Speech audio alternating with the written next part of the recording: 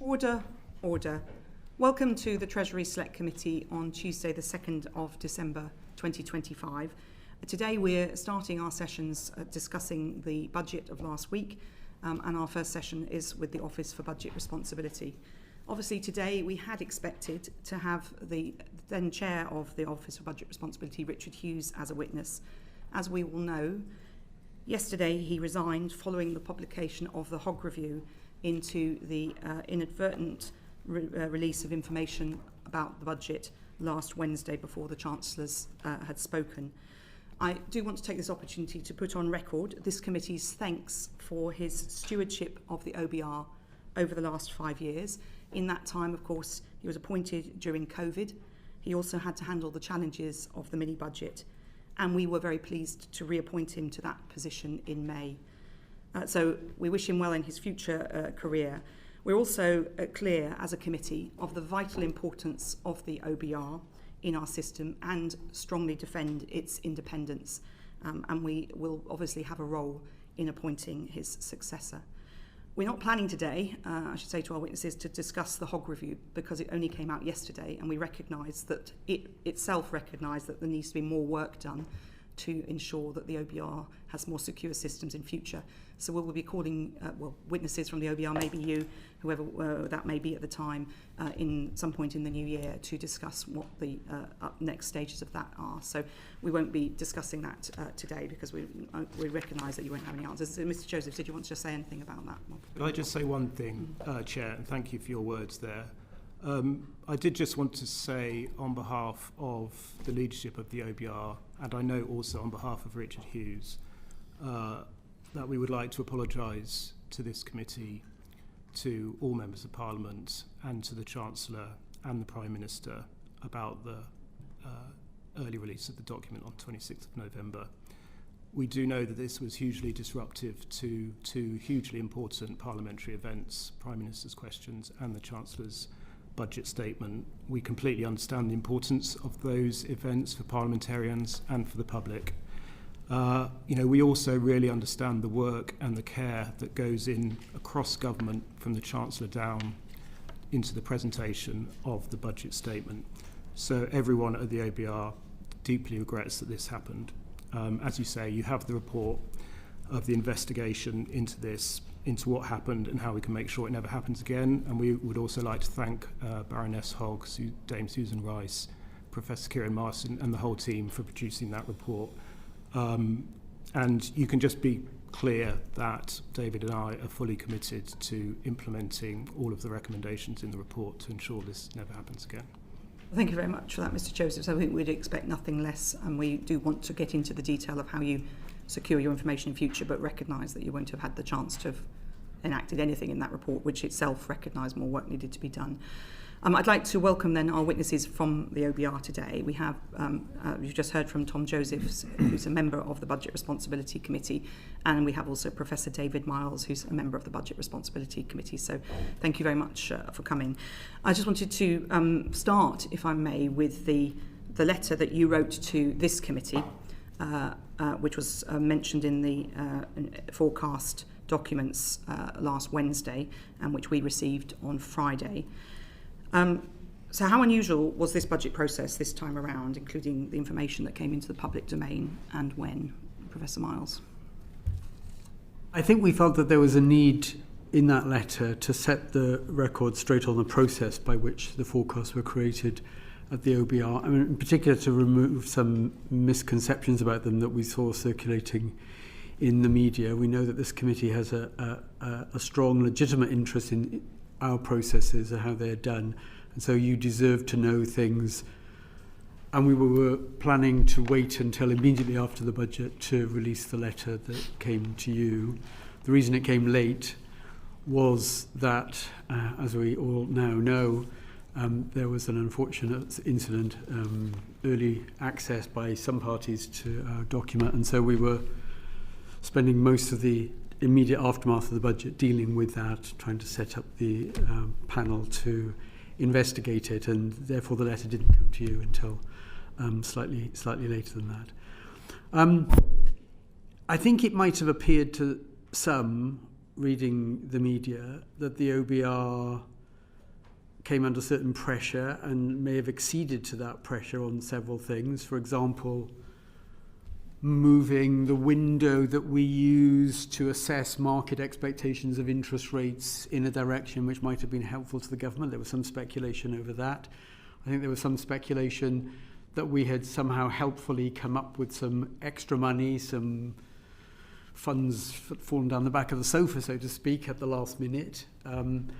I think there was also a view that the OBR's forecasts were wildly fluctuating in the process, both leading up to the pre-measures forecast and perhaps after it as well, and that had made the budget process more chaotic than it otherwise would have been. And so we were keen to set the record straight on some of those things. Some of it is very straightforward. For example, the window that we chose to use to set market expectations of interest rates, which has quite a significant impact on the assessment of where debt interest costs are going into the future, had been decided on, I believe, back in July. So there was no sense in which that was shifted at the last minute to try to find a window that might be particularly helpful. I think it was also important to set out that in the lead up to the final pre-measures forecast, which went to the Chancellor right at the end of October, there hadn't been wild fluctuations in our assessment of the outlook. They had gradually got a little bit more favourable in the sense that the margin, or the headroom as people call it, looked like it dipped from slightly negative to ever so slightly positive.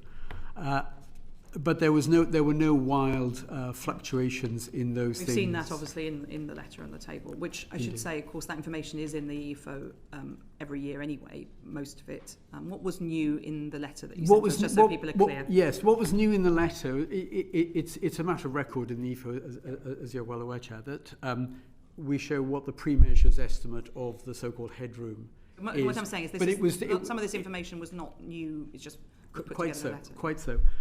What was new was just to show the preliminary forecasts that led up to that number. 1 and 2. Correct. Which had improved by relatively small amounts as we went through the rather long iterative process of producing the forecast in the lead up to that October 31st number, that there were no wild fluctuations there. In fact, they were by the standards. Really, it was 1 and 2 that small. was the new bits, right? Okay, can I just, I've also got some quick fire questions, Sure. if I may. So, did you or anyone on the Budget Responsibility Committee complain to the Treasury about any leaks of information? I don't think there was any formal complaint. We were obviously aware that information seemed to be getting into the press. It wasn't. There was no formal request, but did you talk to the Permanent Secretary, anyone in the Chancellor's office about this? I think that it was clear that there was lots of information. I mean, the OBR. Yeah, that there was lots of information appearing in the press, which perhaps wouldn't normally be out there, and that this wasn't, from our point of view, particularly helpful. Yes, well, that's a fact. A fact. You say that, but did anyone from the OBR raise it? I think it was clear that we didn't find this helpful. We made that clear. Okay. Can you tell us who you raised it with? The OBR raised it with Treasury officials. You'll appreciate that we have regular meetings during the process of producing. And when did you start raising those concerns? I think certainly during the lead up to the pre-measures forecast, when there was speculation, some of these misconceptions, as I've described them, were appearing in the press, and we made it clear that they were not helpful, and that we weren't in a position, of course, to put them right. And what response did you get when you raised these concerns? I think there was a recognition that this wasn't terribly helpful as well. This is all very genteel. So you raised concerns generally with the Treasury? With Treasury officials, I should say. These meetings. So did you suspect then maybe where the leaks were coming from? It was very hard to say. I mean, are you aware that Treasury officials tried to do anything to put the word out to stop future leaks? I don't have any direct evidence of that. Okay. And when did you then decide to pull together the information and include the information about rounds 1 and 2 in a letter to the Treasury Select Committee? Because obviously this would have been published, or the EFO was published sometime before the budget. or finalised. The text would have been finalised. So you mean the letter that decide to write the letter? Yeah, yes. Yeah. I think from memory, we started producing a draft. Richard produced a draft. We looked at it and commented on it quite soon before the budget. Maybe, I mean, it could have been in the final week or two. Okay, so not long before the EFO was, because the hard copy would have been published presumably 3 or 4 days before the budget itself. Yeah, I mean, very close to the budget and itself. When did you talk to the Treasury about publishing the letter? Because it's very clear the letter that that this is agreed with the Treasury, that this letter Yes, the letter was agreed with the Treasury, or the Treasury agreed that we should release the letter. Keen to do so in a way that didn't set a precedent, that this would now happen routinely, that we would show many different rounds of forecasts, that we would not do that in general, but it was in the context of misconceptions that were out there, which was unusual and we hope will not happen again. So who at the Treasury agreed with the OBR that this letter should be published? I mean, my impression was Richard obviously was dealing directly with people in the Treasury about that. I think it certainly went to senior officials in the Treasury. As far as the permanent secretary, or John Joseph is nodding. Yeah, I believe so. Yeah, Richard talked about it with the permanent secretary. Okay. And did any members of the Budget Responsibility Committee or the committee as a whole consider commenting or correcting any information in the public domain in the run-up to the budget? You sort of touched on that. You said you can't comment, but did you consider breaking that normal practice? No. For the record, the witnesses are shaking their heads. And did the OBR undertake any leak inquiry in your own organisation to ensure that any of the leaks about the budget had not come from within the OBR? We made it very clear to everybody in the OBR right from the outset, and repeated it throughout the whole process, that we do not leak information about the budget process. And I don't think there's any evidence at all that happened. Okay, so you're absolutely confident it didn't come from you. You've talked about the concerns about the public debate in the run-up to the budget in general. Are you particularly concerned? I mean, some of this is market sensitive. There are issues about obviously a lot of politics swirling around. What were your major concerns about the information going into the public domain? I think that there were, as I said earlier, described as misconceptions. One, that the OBR itself was a source of difficulty by our forecast gyrating enormously in short periods of time, which, I mean, had it happened, would have made it a much more difficult process than it was. It was always going to be a difficult budget. That would have made it more difficult. I think we were particularly keen to make it clear that the specific decision on the window for the interest rates was not under pressure to somehow pick a particular period that was advantageous when gilt yields might have been unusually low. And Dame Harriet. Yes, thank you very much for clarifying some of this. And it seems to me that the most damaging moment in this whole period was the evening of the 13th of November in the morning of the 14th of November, because the gilt market moved very dramatically when it first heard the information about the fact that there might be some positive news in the Office for Budget Responsibility forecast that was not just the productivity issue. And so it's helpful that you've clarified that the window wasn't during that period, but are you concerned that during the period until the Treasury clarified that there was some positive changes to the Office for Budget Responsibility forecast to the markets on the morning of the 14th of November, that there was a false market in gilt prices in the run-up to that moment? I think our concern was that there seemed to be a misconception that there'd somehow been some bad news. Now, I don't know quite where that... Sorry, some good news, rather. And I'm not sure where that came from. I mean, it didn't exist. What had happened was that the forecast for Headroom had gradually improved a little bit in the lead-up to the 31st of October, but we weren't aware of giving any extraordinarily good news after that. Potentially between the 31st of October, when you gave your final numbers, and that moment when it emanated from an organisation that you're saying is not the Office for Budget Responsibility, that there was some good news in your forecasts that would offset the productivity downgrade. Potentially during that 14-day window, there was a false market in gilt prices. Well, I'm not sure how much attention people were paying. The market moved when the information was confirmed to the markets. I don't think there was a particular concern within the OBR that there'd been overt market manipulation so that people would be misled about the state of the finances. The fact that that there was a story that the news was slightly better seemed in part to be a reflection of an earlier perception that the inflation outlook was a bit stronger and wages were a bit stronger. And it was true that that was the case. But most of that, in our forecast, most of that had already been factored in by October the 31st. Now, whether or not there was a kind of delayed response to that in the wider world is a bit difficult to judge for me. Sorry to keep pushing on this, but I think it is an important point. If the Chancellor says one thing on the 4th of November about the bad news in the Office for Budget and Responsibility forecast, but does not mention some of the offsetting good news, potentially during that window, maybe starting on the 4th of November, but certainly she had the information from the 31st of October until the Treasury clarified things on the 14th of November in a way that moved the gilt market. There must have been a false market in gilts, mustn't there, Professor Miles? My interpretation was, and others might interpret differently, that the Chancellor was saying that this was a very difficult budget and very difficult choices needed to be made.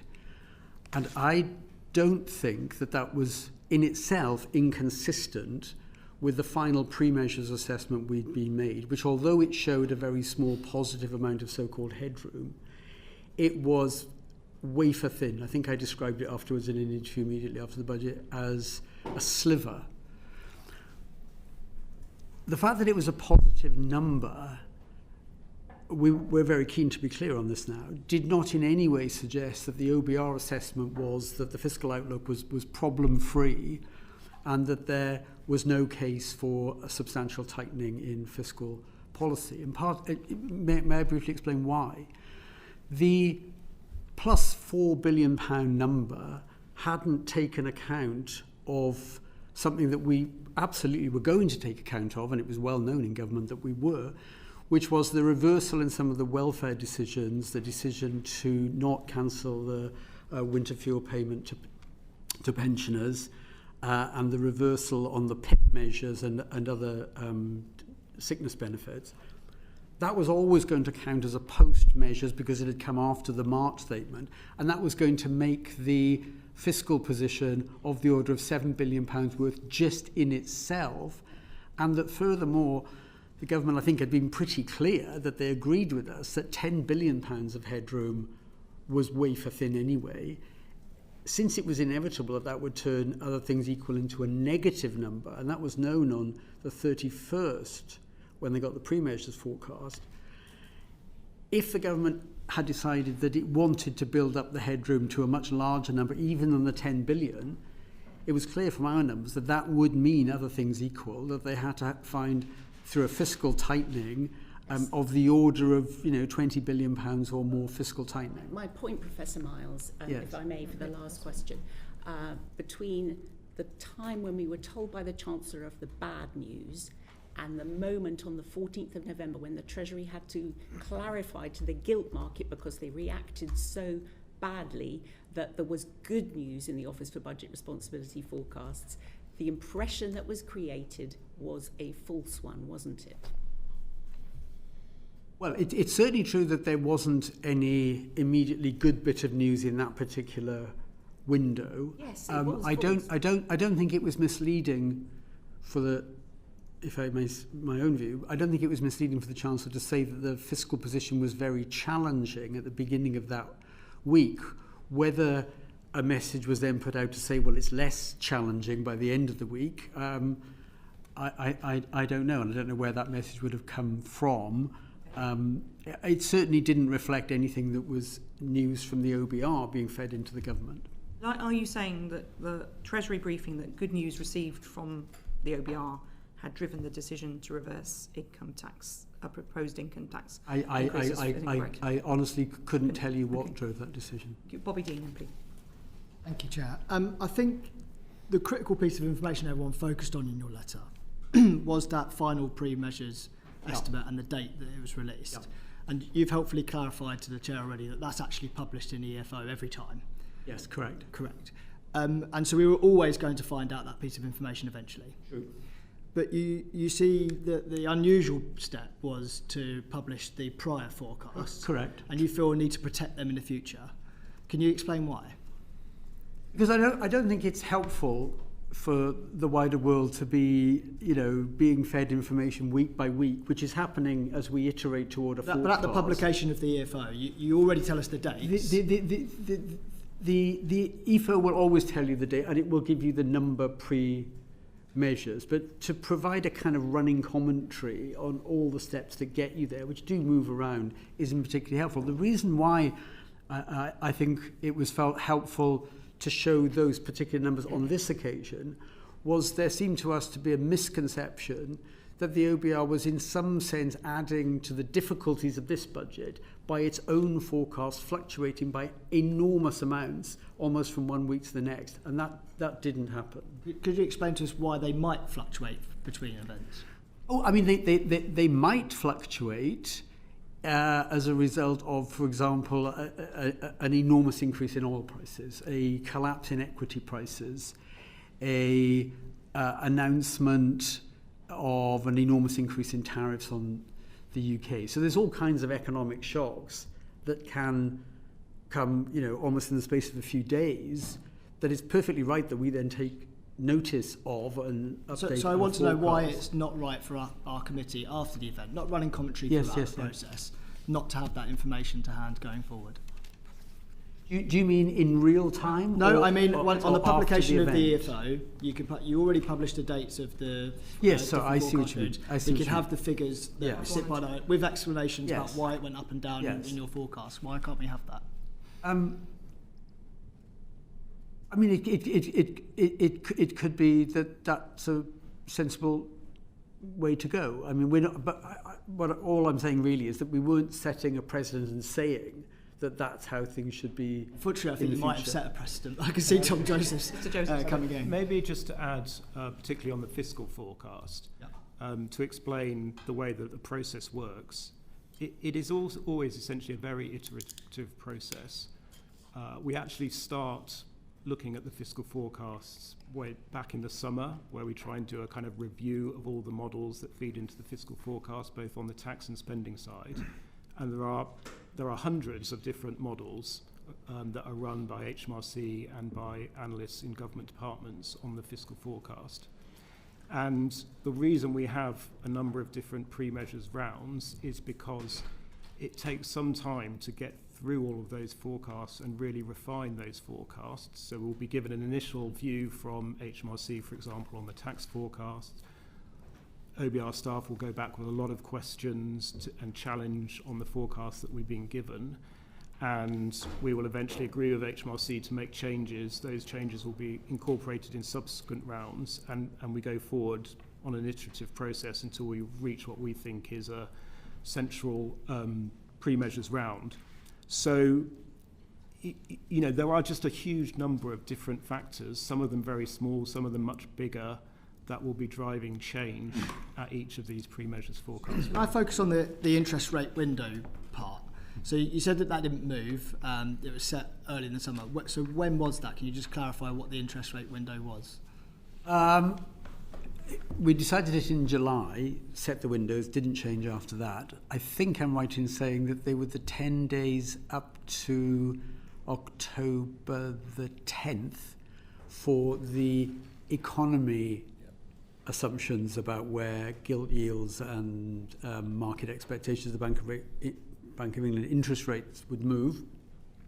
And it was a couple of weeks later, I think the 21st of October window, the 10 days up to the 21st of October, for the fiscal forecast. And the reason why the fiscal numbers had a later window than the economy numbers was that the economy analysts in the OBR need longer to work through all the implications of interest rate movements. On the fiscal side, and Tom will correct me if I get this wrong, on the fiscal side, it's a little bit more straightforward calculation because you know what the stock of government debt is and where that's likely to be going. And it's just a question of, in a sense, applying a new set of expectations for gilt yields and the Bank of England rate to a stable stock of debt and getting an estimate then of the purely fiscal effects. I can see Tom wants to come in, but just explain the question. Obviously, this is known to the government, and the government's communications can actually affect some of these markets, as we've seen, and as Dame Harriet Baldwin was alluding to.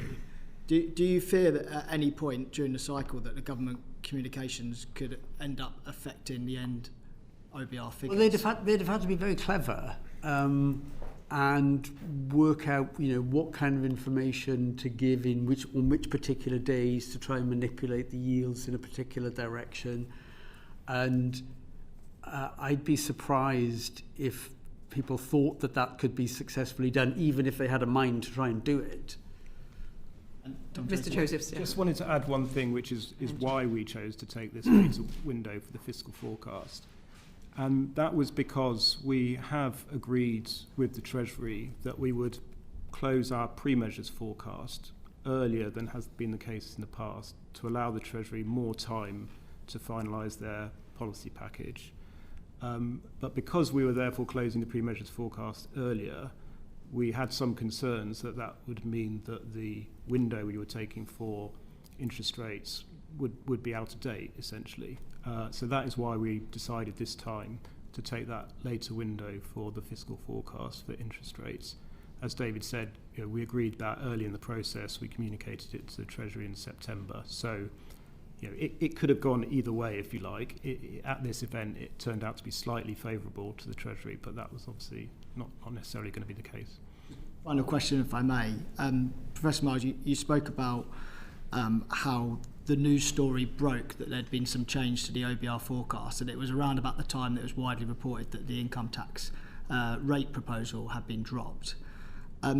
Is the real reasons for the letter that you as an institution felt like you were being used as a political tool in the discussion? I think it was more that there were misconceptions out there that were wrong and actually damaging to the OBR, that we had exceeded to pressure at certain points, for example, on the window, that we had helpfully found some money at the last minute, that our forecasts were all over the shop and were just making it chaotic for the government to make any decisions. I think it was more these things were both wrong and damaging to the OBR and to the process. Thank you very much. John Gale, MP. Professor Miles, do you think the scene setter that the Chancellor held in number 11 and the wide understanding that meant income tax was going up was a reasonable response to the final measures 4.2 billion that you'd handed over 4 or 5 days before? I think the 4.2 billion number, a positive number, so that the central guess as to where the margin would be 4 years down the road was by a tiny margin just the right side of zero, was actually not a number, at the risk of repeating myself, was not a number that we in the OBR in any way wanted to be interpreted as this is very, very good news, there is no hole to fill, as people were saying. Do you think it was sufficiently bad news to justify the way it was presented on the 4th of November? Well, I think it posed a significant fiscal challenge to a government that wanted to increase the headroom, and I think it was pretty clear. That wasn't the justification given on that occasion, was it? Well, I can't remember the Chancellor's words. I think she didn't talk about headroom, did she? Well, I think the message was more, but the Chancellor will speak for herself, of course. I thought the message was more, this is a very challenging fiscal position, and all I am saying is that a number that was plus 4 billion in the pre-measures forecast is not inconsistent with the statement the sentiment that this is a very challenging fiscal position. Because in order to get from there, given that it was going to go from +4 to something like -3, definitely, because we already knew that we had to take into account the reversals that had happened on winter fuel payments and PIP. It was definitely going to go from +4 to -3, just holding everything else constant. But there's a difference, surely. I mean, I understand your characterisation of the bits that were missed out of the 4.2 billion. Yeah. But there's a big difference, surely, between saying we need to have some headroom to make up some extra headroom because 10 was too thin, and increasing taxes by 26 billion for many welfare measures. Well, I think the arithmetic. I'm not in a position to speculate on what message was the government was trying to get across and how that might have changed. I can just talk you through the arithmetic. I mean, if you start out with +3, you know it's going to go to -4. Sorry, +4 goes to -3. Yeah. And you said, how much do you then need in fiscal tightening to get back to the 10 billion, which had been there in March? You need £13 billion of fiscal tightening. If you thought, and clearly it was our judgment in the OBR that this was a reasonable assessment, that 10 billion was itself actually a very small number given the uncertainty, and you thought you were trying to get to 20 rather than 10, instead of needing £13 billion of fiscal tightening, you would need £23 billion of fiscal tightening. That's quite a challenge, and therefore the message You think that it was difficult was not inconsistent with the +4 number. I'm saying no more than that. Right, okay. So can I just go back to the letter? When did the OBR decide they were going to signify in the EFO they were going to write a letter? I mean, maybe Tom can help me. It was about a week before the budget. My recollection was that it was quite close to the budget. What was the sort of event that sort of precipitated that decision? Because you've clearly seen weeks and months of characterisation of the OBR's position in the media, presumably from leaks, which I think you've alluded to. What was it that actually finally made that happen, and it's something that hadn't happened before? Well, I think it was this. I mean, we were reading stories in the press. Everybody could see them about OBRs come up with some favours to the government. It was under pressure. It acceded to them. It moved the windows.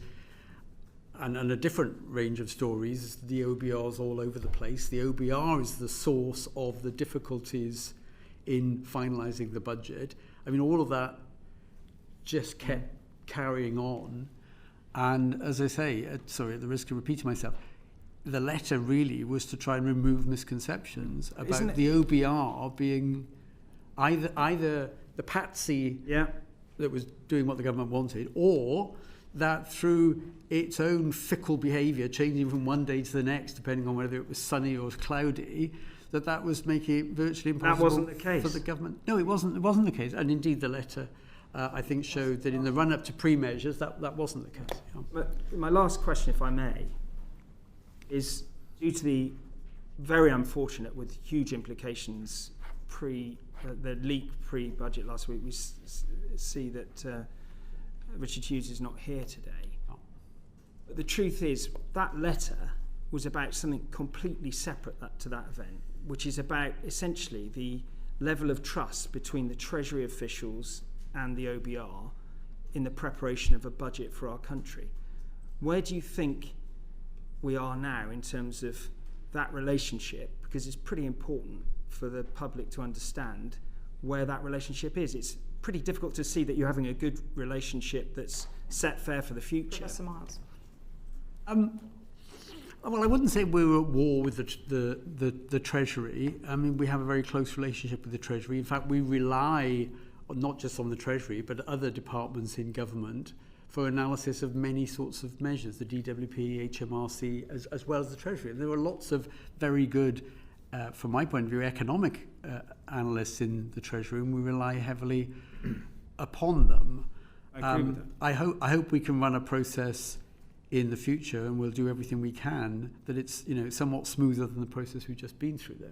Thank you. Just before we move to Mr. Grady, how did the Treasury react? Mr. Joseph wants to Sorry, on that point. Sorry, Mr. Joseph. Well, I was just going to add on this point that it is the nature of our role as essentially a watchdog to have a kind of, you might call, creative tension with the Treasury. We are not doing our job if we are not having disagreements with the Treasury on analysis, if we're taking different judgments from the Treasury, and which in many cases they will disagree with. And so that is always part of the process. I think we have, over time, built up a way of doing that, while also having the sort of positive relationship you need to have in order to produce a budget together. So we can combine being tough. It's rather different this time, though, Mr. Joseph.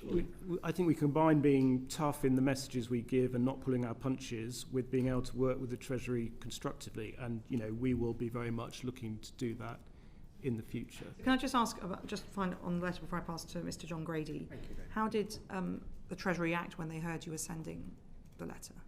So you talked to them about it, and it's clear in the letter that you had discussed it with them. Yeah, we discussed it with them, and as it says in the letter, they did agree that it should be sent. Were they cock a hoop about that? Or? Well, you'll have to ask them about that. I think they agreed to send it. Do you have to do any sort of deal that you didn't go out publicly during the process, or would you have even considered going out publicly during the process? I mean, absolutely not. No deals. Thank you. That's just for clarity. Thank you, John Grady, MP. Professor Miles, you've explained that the leaks and endless speculation about this budget, which seems to have been a lot greater than any budget I remember, is not helpful, and you've focused, I think, in particular on confidence in the process and confidence in the OBR, with different views being cast on the OBR. But there's a real world out there of businesses and consumers who also have to deal with this endless speculation. What quickly, because we need to move on from leaks, quickly, this endless speculation, leaks, all the rest of it, is that damaging to the economy and damaging to businesses and consumers, as an economist? Well, I think uncertainty generally is not helpful to most economic decisions. People will postpone decisions. They may decide to hold off on investments, and removing uncertainty on the whole is a good thing. Of course, it was inevitable, given the date of the budget was where it was, that uncertainty would last for some months in the lead up to that. That was almost inevitable. But it may well have been exacerbated by leaks which, some days seem to be suggesting one thing and the next day something different. And I don't think that kind of helped. So it would damage growth, all other things being equal, even in a small sense? Yeah, I mean, I think it's a bit hard to quantify, because even in the absence of any story speculating about this measure and that measure, I think it was pretty clear that the budget was going to be a difficult one, and that because of what had happened in the economy and because the headroom had been very small before, it was quite likely that there would need to be tax increases. So it wasn't as if there was an absence of bad news in some sense coming down the road, but I think it was exacerbated in its effect on uncertainty by stories about, well, it could be that measure, it could be this measure. I don't think that helped. Thank you. Thank you. Bobby Dean, MP. Thank you. So in the previous budgetary process in the spring, we obviously had the late adjustment to welfare policy scoring, and it seems to have prompted a change this time round with the movement towards one assessment of the performance against fiscal rules with two forecasts. Can you explain to me what the impact of this decision will be? Perhaps you. So this is the Chancellor's announcement that at the spring forecast there will not be an official assessment against the fiscal rules, and that is designed to support the Chancellor's aim of just having a single fiscal event. So we will change some of the presentation in our report to reflect that. We will continue to very transparently produce a full economic and fiscal forecast over 5 years, which will include forecasts for all of the fiscal aggregates, and that will include those aggregates that the government currently targets in its fiscal rules. But we will not produce a formal assessment, if you like, a sort of yes or no as to whether the government is achieving its fiscal rules, and will therefore make some changes in the presentation of the current chapter in the report which is basically focused on that question of whether the government... Will you come to that figure internally but not publish it? Well, so we will publish, as I say, all of the information on the public finances, including forecasts for... My question is, will you determine the figure but just not put it in the EFO this time? Well, the number for the current balance will be in the EFO, the number for public sector net financial liabilities. So the two measures will both be in the book, but there will not be a formal assessment of whether or not the government is meeting this targets. But the numbers will be there. So ordinarily, as you know, the Treasury Committee has the OBR and we have the economists in before we have the Chancellor in. Will the economists be able to tell us the answer? Yeah. Yes. Yes. So in reality, you're not making a formal assessment, but we're still going to have that assessment. The speculation will remain the same. The reaction to that figure will probably remain the same. Well, the numbers will be there. I think what we will try and do in the report is provide some more context, because we'll have a bit more space and time to be able to do that, to explain some of the kind of uncertainties around those numbers and some of the risks ahead of the autumn budget, which is when the formal assessment of the rules will take place.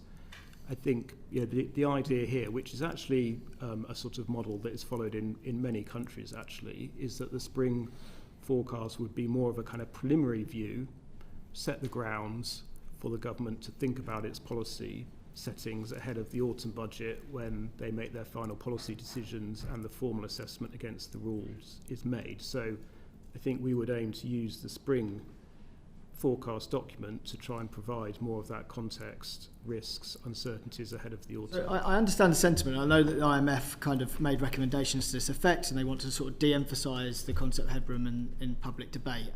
But I guess the reality is, if they're seen to be off track and there is no repair made in that spring statement, the market's going to react accordingly, aren't they? Well, as I say, the numbers will be there, and it will be for the government. The government has said it will not respond, I think, unless there are exceptional circumstances, I think is the language they've used. But as I say, I mean, this is not an unusual way to run a fiscal calendar and a fiscal process. It is very similar to the approach that is used in many countries around the world, where you have a sort of single main fiscal event where policy is changed and a preliminary forecast ahead of that. Yeah, just to say, to quote back Richard Hughes, former OBR chair, what he told the Treasury Select Committee in July, he said that moving to a single annual forecast would make us one of the least fiscally transparent countries in Europe. So do you think the fact that there's still two forecasts but the lack of formal thing means that statement doesn't hold true now? So, yeah, Richard was talking there about a proposal to just have one forecast a year, which would be a big reduction in transparency, and I mean that would be very different from nearly every other country around the world which has two full forecasts every year. But that, I mean, that is not the proposal that the Chancellor has made. Just a final thing from the IMF report, they said in July 2025 that one of the strategies that you could take is to have proactive communication to manage market expectations, continuing to telegraph and explain policy changes. Do you think that the government listened to that particular element this time round, and that was the reason behind a lot of the information getting to the newspapers early? I mean, you'd have to ask the government about their communication strategy. That's not for me. Definitely swerve, Mr. Joseph. Dame Harriet. But further to that exact question, given the revealed preference that we've seen during this budget process of the Treasury wishing to spin various different aspects of the economic and fiscal information they're getting from the Office for Budget Responsibility, does this change to one forecast not make the markets much more vulnerable to being manipulated with spin from the Treasury in the meantime? I mean, I don't really see why that would be the case. I mean, this is not, as I say, the government's communication strategy is not a matter for us. We are just focused on producing the reports that we're required to produce under the legislation, and we will obviously abide by the change that the government is making. Thank you. Yuan Yang MP. Thank you very much, Sharon. Thank you for coming before us this morning. Mr. Josephs, I wanted to go back to a point that you've both touched on very briefly in terms of the fluctuations between rounds of forecasts. Yep. And from my reading, the change between round 1 and round 3, so all the pre-measures rounds, is about 6.7 billion. Am I right in calculating that between the first and the third round? That's right. Do you have a sense of whether that's large or small compared to previous round 1 to round 3 fluctuations? I think these are generally rather small changes compared to some of the fluctuations you see between forecast rounds. Partly because we have been trying to actually introduce more stability into the forecast through a couple of routes. One is that on the economy side, we do our supply stock takes in the summer and take the big judgment on productivity, which we took this time early, so we've taken that right at the start of the process. On the fiscal side, we've also initiated, or further developed, I should say, a process of engaging with HMRC and the other forecasters in the summer to agree any big modelling changes at that point. So we try and get that into the first round so that subsequent rounds are more stable. Because we do very much understand that for the government, trying to develop policy in an environment where the numbers are moving does make it difficult. I mean, sometimes it's unavoidable because there will be new data that come out either on the economy side or on the fiscal side that means that just, the numbers are going to change substantially and there's nothing you can do about that. So in this case, the 6.7 billion fluctuation from round 1 to round 3 is actually smaller than what it might have been in the past when your forecasts were more unstable. I'd be very curious, perhaps in a letter, if you could set out the volatility from previous rounds that we've not had the ability to see, following from Mr. Dean's comments on having this historical data, if that's... We can discuss that. And can I clarify a figure from the EFO itself? You write about a 21 billion average absolute pre-measures forecast revision to borrowing. Is that 21 billion the amount of difference between different 6-month forecasts? Am I reading that That's correctly? Right, yeah. From one forecast to the next, yeah. So between one 6-month forecast to the next, the average absolute revision pre-measures is 21 billion pounds. So that's quite a large part of historical and current. Yeah, and I mean that does just reflect the uncertainty around any fiscal forecast, and obviously over the last 15 years the OBR has been in existence, there have been some big shocks to the economy that have changed the fiscal outlook. There have been some big changes to policy that have changed the fiscal outlook, so it reflects that. Yeah.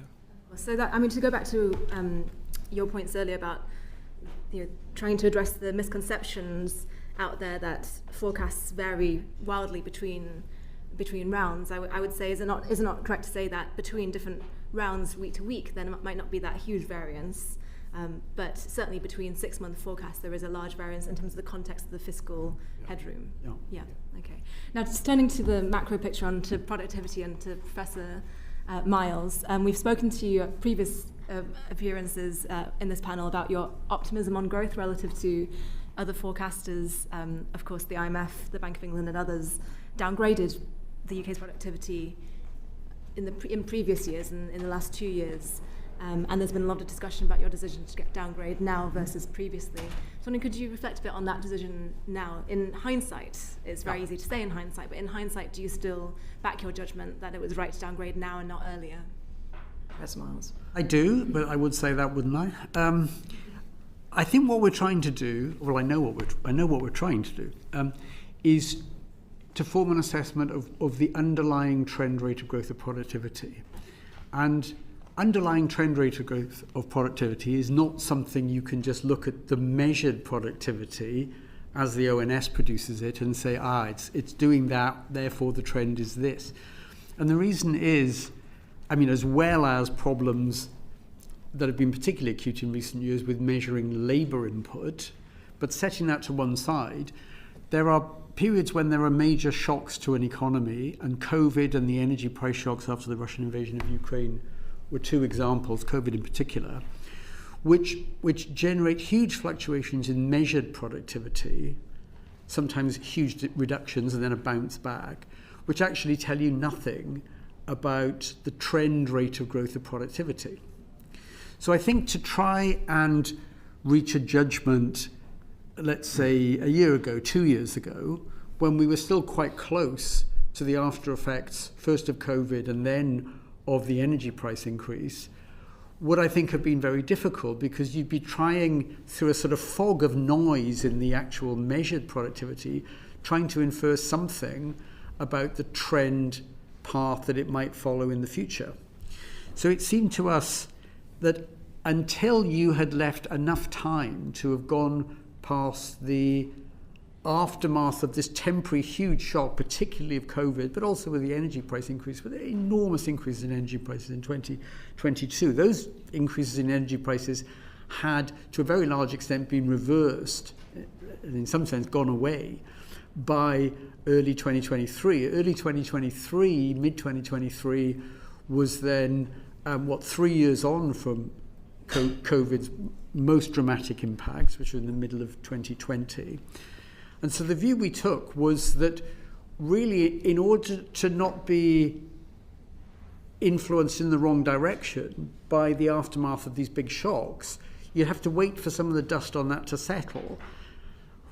By the middle of this year, 2025, we'd had about 2 years of what I would think of as data on productivity, which was unlikely to be seriously affected by those earlier shocks, and from which you could then make a judgment about whether there was going to be a bounce back to a upward sloping trajectory or not. And it turned out that although different measures show different things, none of the measures of productivity growth over the last 2 years or so, sadly, showed much higher productivity growth than they had in earlier periods after the financial crisis. And that, amongst some other things which I can describe in a moment, led to the view that we had been too optimistic in thinking that we would get a bounce back from those big shocks. In the lead up to those shocks, COVID in particular, in the period between about 2015 and 2019, productivity growth did seem to be rising a bit. And it looked like it might be on a trajectory that would get back to what was our immediate pre-COVID estimate of trend productivity growth. But that didn't seem to be showing up in the 2 years when, as I say, the dust had settled after COVID and the energy price shock. Thank you. That's a long-winded explanation as to why I think we would have been jumping the gun and a bit too trigger-happy to reach this judgment, let's say, in 2023 or 2024. Thank you. Sure. And I appreciate there's something to be said for letting the dust settle. Yeah. How was this decision made institutionally? Was there a discussion, for example, among, I think you have around a dozen, is that right, economists working in the OBR? Was that a discussion? Was there a discussion on the committee between the three members of the committee? Yes, absolutely. So to cut a long story short, I mean, we had 3 or 4 very good OBR economists working on pretty much nothing but this, looking at a range of different evidence from long periods back in history, from the most recent period, thinking about the effects of AI and how that might boost productivity in the future, trying to factor in the more recent negative impacts of tariffs on the UK and in general sort of deglobalization amongst trade across the world. We also drew on thoughts from, we have an advisory panel which is made up of academic economists, city economists, the leading think tanks, the IFS, the National Institute, and research institutes and the Resolution Foundation, all of whom have done very good work on productivity. We also had quite detailed discussions with Treasury economists who had themselves done very good work on productivity. And I mean, I had one-to-one conversations with probably 2 of the real experts on UK productivity, one of who was John Ranrinan, who was sitting in the Treasury, the other, one of my colleagues from Imperial College, Jonathan Haskell.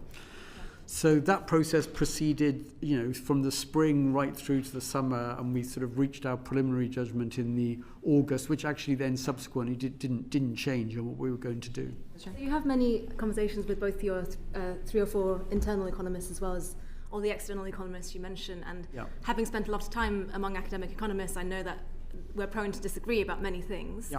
Ultimately, institutionally, is it down to you to make that decision? And it's you alone, as opposed to any other member of the Budget Responsibility Committee?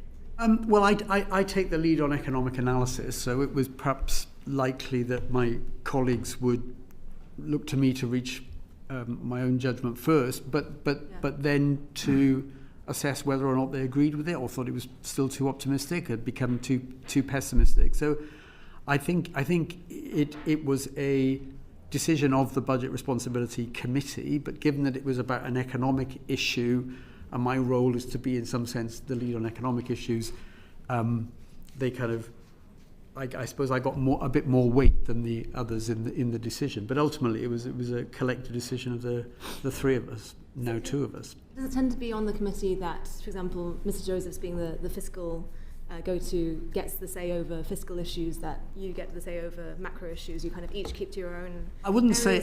Yeah. Sorry, I'm sorry to cut. Apologies. I wouldn't say, you get to say in the sense that, this is my judgment. I'm not interested in what you other two think, and Tom doesn't do that on the fiscal side. Tom knows much more about the fiscal issues and the complexities of the UK accounting for government spending here and what's on and off balance sheet. So I listen to him with interest and I learn a lot. Maybe he knows a bit about economics from me. I'm not sure that's true, actually. I mean, just to add, all of the discussions that David went through there in terms of the discussions with staff on the productivity judgment externals, I was pretty much fully involved in all of that, as was Richard Hughes.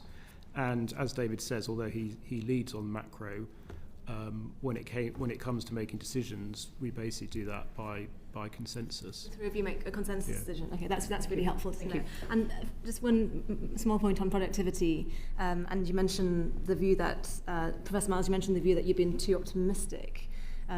There's this animal that's been invoked by journalists to describe this feature, the productivity porcupine, which, as you know, has spikes above it but not below it, meaning that productivity has only been revised downwards, and that you've been too optimistic, not just in this one instance, but over time. How do you respond to that criticism? Well, I think what's happened over really the period since the financial crisis is there's been a collection of very big shocks, which have all turned out to be negative. The financial crisis itself, the financial system came close, as we all remember, I think, to complete meltdown. The banking system simply stopped working. That is a huge negative effect on output. It didn't have such a big effect on employment. Huge slump in productivity and quite a lasting recession after that. I don't think that's actually an awful lot to do with trend productivity judgments into the future. But it would certainly mean that any forecast made just before the financial crisis looks ludicrously optimistic. Thank you very much. Same with COVID, to some extent the same with the energy price shock. Thank you very much. Chris Coughlin, MP. Thanks, Chair. Professor Miles, we've spoken about the difficulty for the government of numbers moving rapidly. But for me, a major concern for me is that I was looking at your dynamic policy scoring document from 2023, that if I understand it correctly, the OBR doesn't score any fiscal multipliers from year 5 onwards. They assume government policy has no impact. I was looking at your productivity scoring analysis, and in your own paper you say that on the literature review that a 10% increase in UK R&D, some authors find a long-term effect on productivity of a 1.9% increase, which is enormous given the budget had a 16 billion downgrade from 0.3 reduction in productivity. So how can it be a responsible way for economic policy making if we're not allowing the government to take into account pro-growth measures? Well, I think we do. For example, back at the time of the March fiscal event, where the government had some clear new policies for us to consider on planning and house building. We did factor those in. We got a projection of significantly stronger house building, and particularly in parts of the countries where there's a very clear housing shortage and houses are very expensive. And we factored that in, and it did affect our judgment about productive potential in the economy at the horizon. And we also said that it would become larger the further ahead you look than the 5 years over which the government's targets are assessed. So, I don't think it's quite right to say that we don't pay any attention to measures that the government thinks is pro-growth. Sometimes they fall beneath our what you might call threshold for is the effect of these things likely on our central forecast to be large enough 5 years down the road that it could confidently be considered significant. That threshold is 0.1% of GDP 5 years down the road. That's quite a small amount. I mean, it's about £3.5 billion in a £3.5 trillion economy. So that the threshold doesn't exclude things that could have a moderate but significant effect. Quite often, we may form a judgment that something that's unambiguously good news, I would say the India trade deal falls into this category, because it has quite a long time horizon before it builds up to its full effect, hasn't quite got there at the threshold.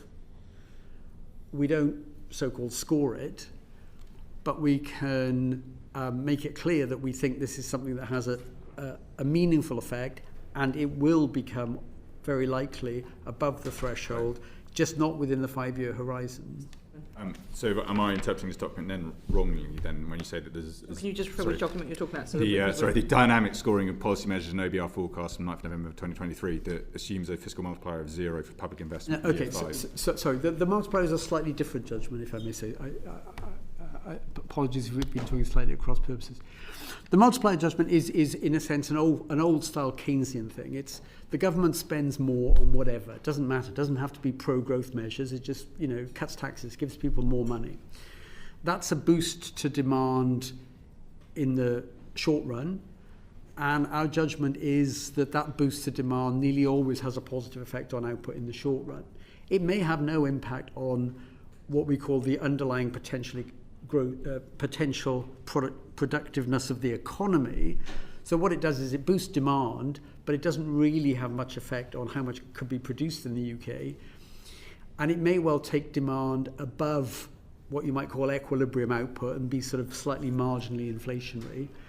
Our assumption is that those effects can play out over 2 or 3 years, but ultimately the Bank of England's role in a sense is to control inflation, which generally means bringing back demand in the economy in line with productive potential. And something that just boosts demand in the immediate short term, we take the view that the Bank of England will adjust to that to bring the economy back to what you might call equilibrium, so that demand is in line with the supply potential of the economy. And that would mean that the Keynesian demand effects, not trivial in the short run, tend to fade away if you look down the road. Even though your own report here says that it has long-term effects. Well, it only has government policies can have long-term effects if they change in a permanent way the productive potential of the economy. And the house building stuff, I think, is in that category. I think the India trade deal is in that category. Thank you. Thank you. And in your analysis, does your productivity forecast still come down essentially to a top-down judgment based on past trends, like we've discussed in previous sessions? It certainly looks at past trends, actually quite long periods of history, like what happens after a big negative or positive shock in the UK. We draw upon that. I think it's also not just sort of backward-looking, because we've made this assessment of the potential impact of huge improvements in artificial intelligence, and also on the negative side, a much less favourable trade environment as a result of tariffs levied by the US than had looked likely if you go back to the beginning of this year.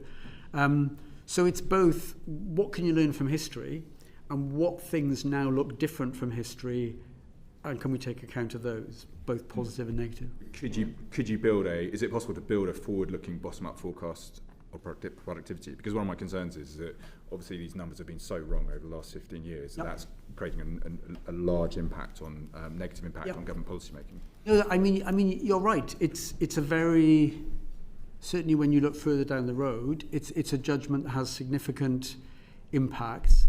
I think it's also a judgment that you simply have to make, because you can't be agnostic about it and say we have no view on productivity. I mean, you need a number at least for the most plausible outcome, about which there are huge risks. And one of the reasons why we've done some scenarios in the report we put out would be to answer the question, well, what would happen if productivity actually stayed much less than our forecast for the long run at about the average since the financial crisis? And the answer is that would be bad for GDP and it would make the fiscal situation much worse.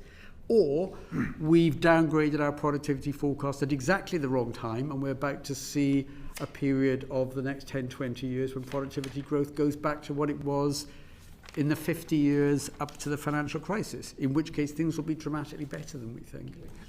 And you announced a new approach to scoring supply-side effect policies. In plain language, is it now more difficult for the government to get pro-growth impact policy included in the forecast, or easier to avoid anti-growth impacts? I think we've set this threshold. I think we've set it at quite a low level. It was the 0.1% of GDP. It's, does it move the dial by about 3.5 billion, either plus or minus, 5 years down the road? That's quite a low threshold. So it doesn't rule out us taking a view on all kinds of potential measures. Just to add on that, Mr. Joseph. I mean, it's symmetric. So I think going to your question, it would apply to both policies that are positive for growth and policies that are negative for growth. And I mean, the reason that we have done this is that we had been looking at lots of policies which essentially were very, very small and really had very marginal impacts in both directions on growth at the end of our forecast. And we found ourselves making, essentially very small and uncertain adjustments to what is already a very uncertain view of productivity in 5 years' time. And therefore, we thought it made sense to be more transparent and more clear about what we mean by significance, which is why we introduced that threshold. Thank you very much. Bobby Dean, MP. Thank you, Chair. The panel's already explained how the pre-measures forecast of 4 billion being the surplus isn't necessarily positive news for the country, but it could have been much worse if it wasn't for the growth in labour income. So could you explain to us what that was driven by, and how much of a surprise would that have actually been when you got to that stage? I'll talk about just very quickly the economics and then how it feeds into the fiscal projections. I mean, it just looked like wage settlements this year, as we progressed through the year, had been turning out higher than we thought. I mean, it looks like wage settlements have still been running not far off 5%, even though the labour market has been weakening a bit and vacancies have come down, and indeed very recently unemployment has edged up a bit. So it was a surprise that wage settlements seem to be hanging in at that level, and it looks like, looking at expectations of companies as to what settlements will be next year, that they'll also be a bit higher than we thought back in March. So that was the wage element of it. On the inflation front, a little bit the same story, that the inflation numbers through the course of this year have been coming in a bit stronger. So we've increased our assessment of inflation for next year by about 0.5%. We've increased our forecast about hourly earnings by a bit more than that. Both of those things, particularly in an environment where you've got ongoing threshold freezes on income tax, just bringing a lot of money. Well, just to add on that, it is the case at the moment that, well, it's particularly the case at the moment that the receipts forecast is particularly sensitive to changes in inflation and nominal earnings because of the personal tax threshold freezes, which just means that for a given increase in inflation and earnings, you get a bigger boost to the receipts forecast than is the case if those thresholds were rising in line with CPI. There were also some other changes within the receipts forecast around the composition of growth, which is skewed more to consumption rather than to investment, which is also fiscally favourable because essentially consumption is taxed at a much higher effective tax rate than investment. In fact, investment has a negative effective tax rate because of capital allowances. And there are a few other factors within the receipts forecast that pushed it up, but alongside the change to earnings and inflation. My follow-up question is, clearly this was positive news from the Chancellor's perspective of trying to meet her fiscal rules, but some have reported this as positive news for the economy overall. There was good news in there. To what extent are these factors good news? And particularly because I'm thinking about the fiscal drag element, how it's going to reduce people's disposable income, might have an impact on consumption. Inflation, obviously, we're actually trying to drive downwards at the moment, not least because of the impact on interest rates and other things. So, though this might have helped the Chancellor meet her fiscal rules on this occasion, is this actually good news for the economy overall? I think if it was just inflation being higher and nominal wages higher, but not in real terms, just they would grow a bit more simply to keep up with inflation, that in itself is neither good news nor bad news. It's kind of neutral in a way. Of course, what it does is with the frozen thresholds, it actually effectively increases the tax rate on incomes because people will get pushed into higher bands. So if that's all that happened, it's really a way of just extracting more tax and not increasing the wealth of the country. One thing to add also is we're just talking about the receipts side. So higher inflation and earnings does also mean higher welfare costs through benefit uprating. It does also mean more pressure on departmental spending budgets, which are fixed in nominal terms by the Treasury at spending reviews, and therefore higher inflation means less real spending power. That doesn't have a fiscal effect, if you like, unless the government adjusts those nominal totals, but it does have an effect on real spending power in the public sector. We could see this real effect of this perhaps in future fiscal events. Thank you very much for now, Mr. Dean. Luke Murphy, MP. Thank you, Chair. My constituents will welcome the action on cost of living in the budget, from the rail freezes to the cuts to energy bills, but could you set out what the trajectory for real household disposable incomes is over the Parliament, how that change is compared to your forecast in March, and what the main reason for that change is? Unfortunately, it's a bit less optimistic, and it's lower growth in real. If you take real household disposable income per person, seems to me the best measure, because it adjusts for population, it's in real terms, and it adjusts for taxes being taken off people. So if you wanted a sort of single number, real household disposable income per person seems a good one to me. It's a bit stronger this year than we thought. That's largely on the back of wage settlements being a bit stronger. But what happens further down the road really is that the judgment we've made on productivity to reduce it by about 0.3% every year or in terms of the growth rate, it's very difficult for that to not show up in lower growth of real household disposable income. And so looking beyond this year, the growth in real household disposable income is around about 0.3 of 1%. Now, in the longer term history of the UK, certainly over the last 100 years, that's a very low number. But I think it's almost inevitable when, first of all, there's a significant fiscal tightening, and secondly, a judgment that we made, a difficult judgment, that the rate of growth of real productive potential in the economy is a bit lower. Just on the measure, the RHDI, is it the most accurate measure of living standard? I ask because it includes imputed rents, it's gross of housing costs. Yeah, wouldn't a measure net of housing costs be more accurate? The imputed rents thing can seem a bit weird. That why would you? I think just anyone watching just want to explain what imputed rents are. Yes, sorry, I'm sorry. We all know, but imputed rents is the valuation placed on the services that people get from owning their own home and, in a sense, not having to pay rent. In one sense, that is a real source of income, that if people just decided, you'd pay rent to your neighbour and they'd pay rent to you, that would show up as rent and that would be income and it would show up in GDP. So just because people own their house doesn't mean that the services they get are any different. So the idea, which I think has some merit to it economically, is that you count the so-called imputed income that people get from the rental services of a house, and the only reason they don't pay rent on it is they actually own it themselves. Including housing costs? Why would you include housing costs in it? Isn't a measure that doesn't that exclude? No, I don't think housing costs would.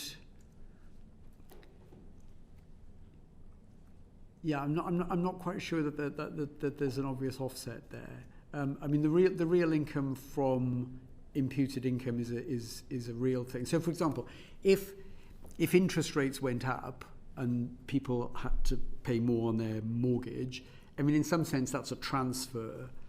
If you think about a bank or a building society that's getting deposits from UK households, interest rates go up. It's kind of a transfer from those who've got a mortgage to those who've got savings in the bank. That's distributional, but it doesn't affect the average level of real income in the country. So I think that's more a distributional thing. But I think your question is more subtle than that. But I need to think about it. Maybe we could follow up. Okay, maybe we could. Can I just quickly turn to migration data, because the latest data is much lower than you forecast. Yeah. And I just wondered what the fiscal implications of that are. Professor Miles. I think it depends very much. And I don't know quite what the composition is of the people coming to the country more recently. It depends very much on who's coming. You know, are they people who come predominantly, they're going to work, they'll earn average incomes in the UK, maybe higher than average incomes in the UK, they'll become taxpayers very quickly. That, in the short run anyway, is positive. Those people, even if they have dependents, the dependents won't be eligible for welfare payments for some time.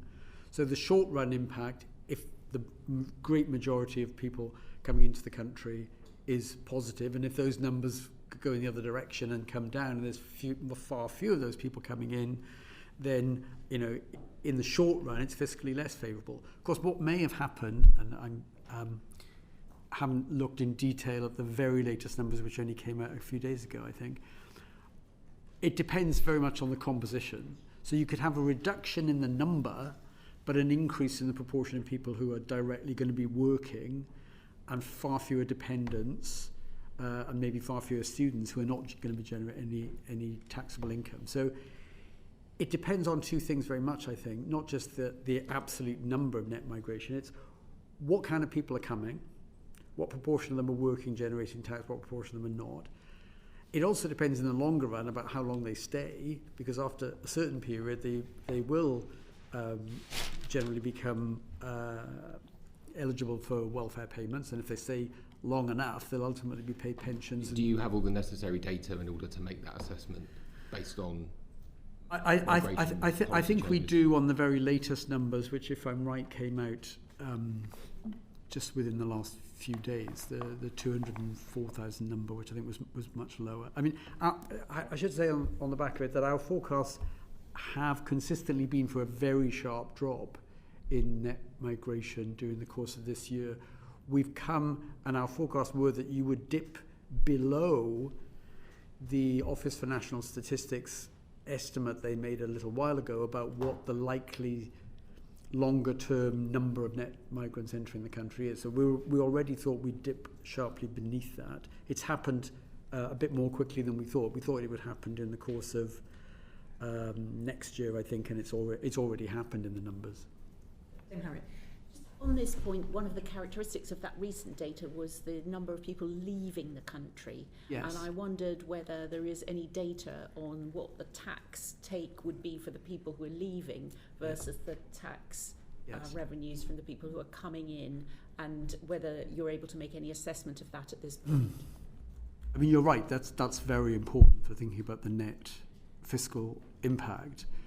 I have not seen yet, maybe Tom has, I have not seen yet a breakdown of the very large number of people leaving to know, how many of them were taxpayers, what were their average incomes. You need to know. Is that something that you've asked for, Mr. Josephs? So we haven't, I don't think we have seen that data, so we would have, that is something we would have to look at for our next forecast. So it is possible you'll look at that for your next forecast. Yeah. Thank you. John Grady, MP. Thank you very much, Dame Meg. So I welcome the much higher headroom, but commentators point out that it's based on quite significant backloading. So savings of 24 billion in the final 2 years. Much of the tax is forecast to arrive almost 3/4 after April 2029. We've also got the transfer of SEND provisions from local government to central government. That's 6 billion or so, and defence spending is planned to increase, and there's a real question about, you know, the level of threat versus defence spending. So against all of that, perhaps start with Mr. Josephs to give Professor Miles a rest. How confident are you that the target of a balanced budget on current account will be achieved in 29-30? Yeah, thank you. So, I mean, a few points there. So, I mean, in terms of the target itself, as you say, the Chancellor's increased the headroom against that target quite significantly compared to the past. So 22 billion is almost double what it was in the past, and as we were discussing earlier, it's kind of roughly equal to the average change in our forecast from event to event. You know, it is important to underline that is a central forecast, so the risks are in both directions, both upside and downside risks.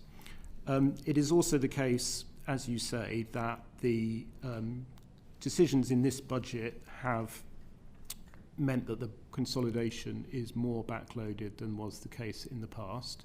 So policy decisions in this budget actually increase borrowing in the short term and only decrease borrowing right at the end, and therefore the kind of profile for the fall in borrowing and the fall in current budget has been pushed back.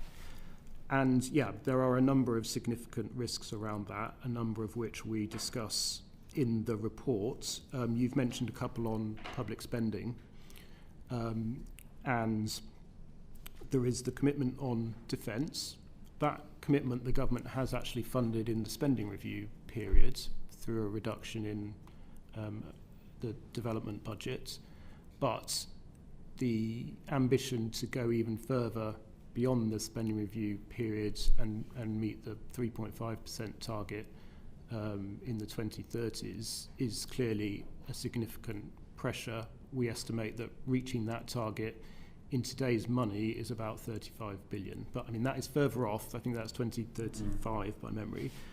You also mentioned the send pressure, which is a very significant one, more in the medium term. And the government has said, so that's spending on special education needs and disabilities, which has built up to become a very big pressure on local authority spending. And the government has said that from 2028-29, they will essentially fund all of that spending from within central government expenditure. But they haven't at the current time explained how that will be funded within the current envelope, so we've flagged that as a risk. Just reflecting on the OBR since it came into being, in fact we've had several elections. The latest we can have an election is mid-August 2029, so you know, that year, the year before it is when one would expect an election. So all this is backloaded into years of higher political risk. So against that background, coming back to my original question, perhaps for Professor Miles this time, given we've got an election, in your experience, do governments cut expenditure and raise taxes in election years? I'm sure they don't want to.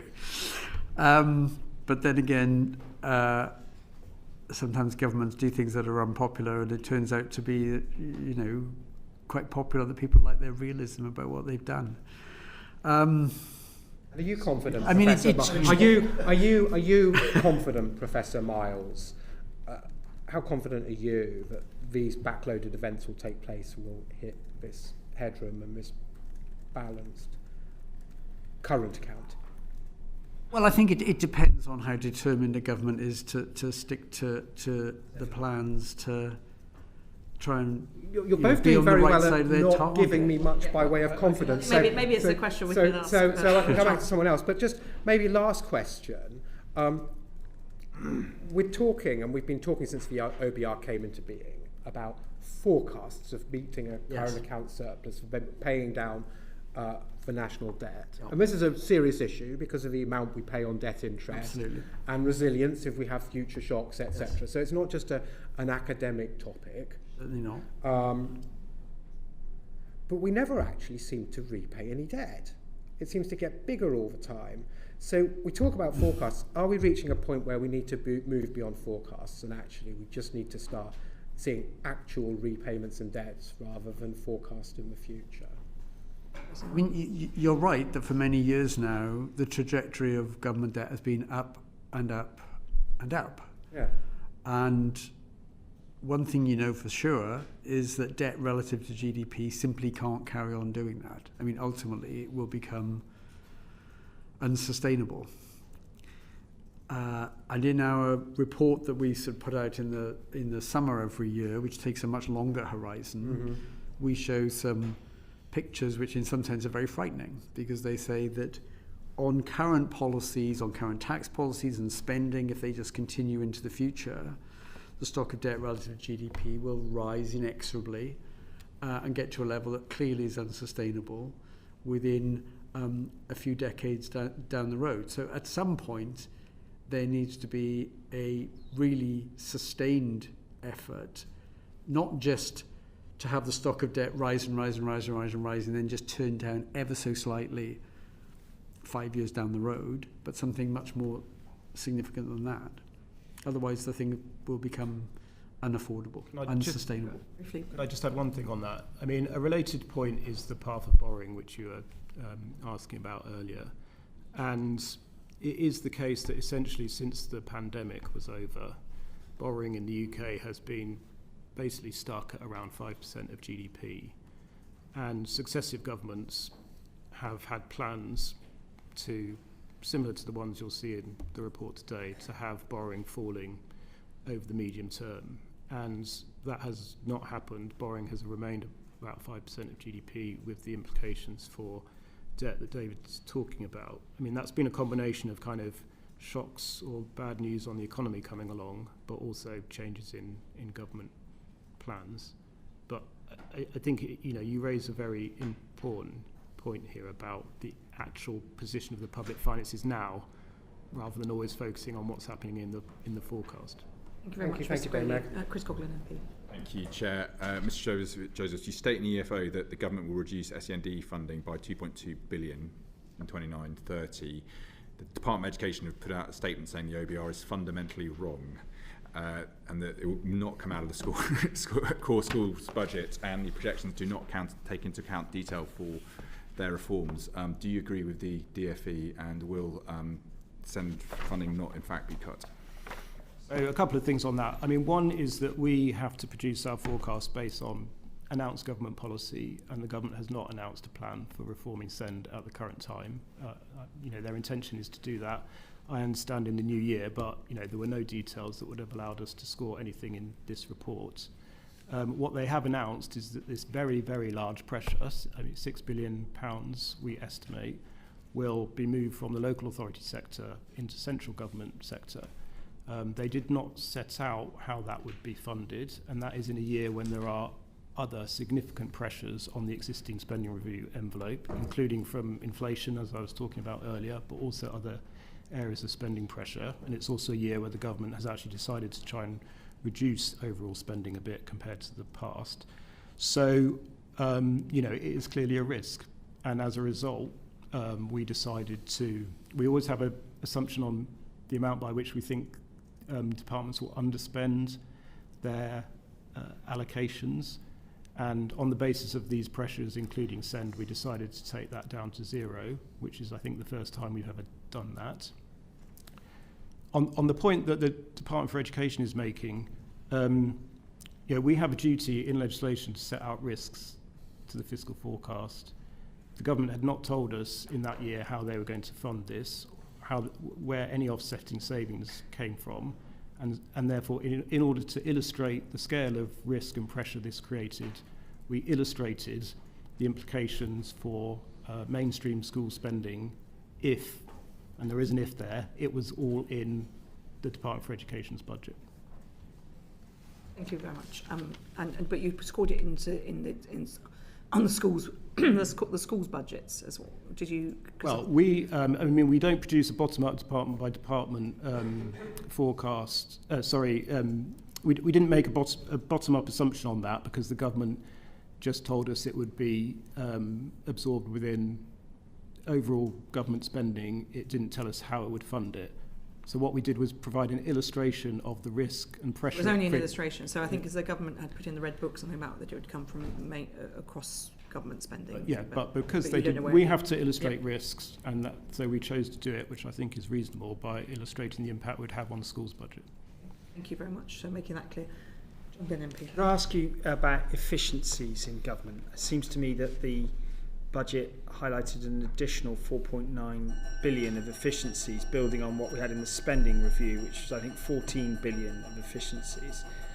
Can you tell us about your sort of confidence level in achievement of those? It's easy to project as an extra 2% in NHS productivity, for example, but how credible are they based on what is actually attained? It seems often people assert that to make up the numbers, but then it doesn't happen. Yeah, so I mean, we have not built into our projections of public spending a sort of assumption in our numbers on the difference that those efficiency targets will make. Essentially, as you know, we take the government's overall plans that it sets at spending reviews for departments. What we do, as I've been explaining, is make an assessment of the risk that we think there is within those envelopes, and we, on the basis of that, adjust these underspend assumptions that I'm talking about, but we also try and illustrate in the book where there are risks and pressures beyond that. And I think, you know, it's certainly the case that there are a number of new pressures that have come in to departmental spending since the spending review allocations were made, and that is why, as I said, we've reduced these underspend assumptions, not just in that final year that I was talking about, but actually across the whole of the spending review period. And you know, that it does mean that if the government wants to achieve those plans, these efficiency plans will need to play a really important part in that. I say we've not made a sort of detailed assessment of those efficiency plans ourselves. But if you're talking about a 16% increase in back office, reduction in back office costs in the civil service by 4 years' time, that's quite an ambitious number to aim for. I mean, it is the case, obviously, that in the past, governments have been able to reduce departmental spending, most notably in the 2010s, and at that time, a big part of that was efficiency savings. So, yeah, there is evidence that it can be done, but it's certainly always challenging. Thank you. Yes, thank you. I think I have many stories about challenges that could be. I wanted to move on now to Bobby Dean, MP. Thank you, Chair. One of the risks of the fiscal forecast that you've highlighted in the report is about the potential for a correction in the global stock market. We're hearing news this morning that UK pension funds are starting to dump US equities. There's a general sort of fear that we might have an AI bubble. I just wondered if you could talk us through those risks, and in particular how it might impact the government's fiscal mandate. Those risks certainly exist, and I think we did two different scenarios, one in which there's a really substantial adjustment. I think it was 35% fall in equity prices. That's right across the world, so it includes UK stocks. The other was, if you will, a shock that emanates from somewhere else, but there's a sort of smaller knock-on effect in the UK. That was sort of motivated by the idea. So, and in that one, 35% in the rest of the world, but only 15% in the UK. And that was because on a lot of different measures, UK stocks just look less overvalued than they do in a lot of other countries, particularly the US. And the scale of that is very, very marked at the moment. So the US, one measure of valuation is what are the price of stocks relative to the earnings of companies, the so-called PE ratio. That's not far off twice as high in the US as it is in the UK. So it seems sensible to say, well, there could be an adjustment in the world. It's probably going to be bigger in the most overvalued markets. The UK is definitely not in the overvalued markets in the world, but you couldn't plausibly think that a very big sell-off in the global market wouldn't have any impact on the UK. So we do both of those. We don't try and identify what it is that causes this. Obviously, the thing that you highlight is very much in the minds of many people, that some sort of tech stocks, IT stocks, call them what you will, look like they're very stretched in terms of valuations and people getting nervous about that. So it could be that, but we're not specific. And we just then try and trace through what it does to both the economy, but also through direct links to government revenue and impacts, for example, on the valuation of the stocks held by local authority pension schemes, which then has an impact on one of the fiscal measures, which is public sector net financial liability. So a big fall in value of stocks, given that they are big holders, those local authority pension funds, big holders of stocks, that's going to flow straight through to that measure, public sector net financial liabilities. And the impacts are big. I mean, just on the current balance, I think it's a deterioration by about 16 billion or so. I mean, that's as much as our estimated impact from the productivity downgrade on the current balance if you got 35% off equities all over the world. It's a little bit better if it's the rest of the world has a big hit, we have a smaller hit. It's not 16 billion off, it's 9 billion off. So do you want to add something on the fiscal stuff? Thank you, Mr. Dean. Thank you. We obviously the gambling taxes were changed in the budget. I'd be interested to know how you score those, because obviously there's an awful lot of behavioural changes, and we had from the gambling industry a suggestion that people would be pushed, for example, to the black market, so they still gamble, or equally there's a possibility of a shift of type of gambling if taxes put on some. So how do you go about scoring that, and what were the any particular messages you've got? Yes, thank you. So this was quite a complicated measure to cost, and there are a number of assumptions in there on behaviours.